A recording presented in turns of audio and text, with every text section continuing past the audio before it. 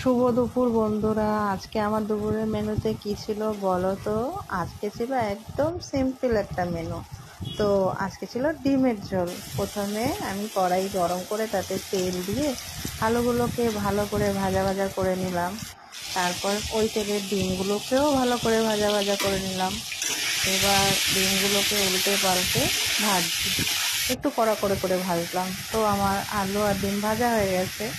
এবার ওই তেলের মধ্যেই আমি পেঁয়াজ, রসুন, আদা পেস্ট দিয়ে একটু কষতে দিয়ে দিলাম। তো কিছুক্ষণ কষার পর আমি ওর মধ্যে একটু পেঁপে অ্যাড করলাম। আজকে আমরা ডিমের ঝোলটা একটু পেঁপে দিয়ে খাবো। তো যাই হোক, কষা হয়ে গেছে দেখো। এবার আমি ওর মধ্যে একটু জল দিয়ে দিলাম। জল দিয়ে কিছুক্ষণ একটু জাল দিলাম। তো যখন দেখলাম পেঁপেগুলো বেশ সিদ্ধ সিদ্ধ হয়ে এসছে, তখন ওর মধ্যে আলু আর ওই ডিম ভাজাগুলো এক এক করে দিয়ে দিলাম।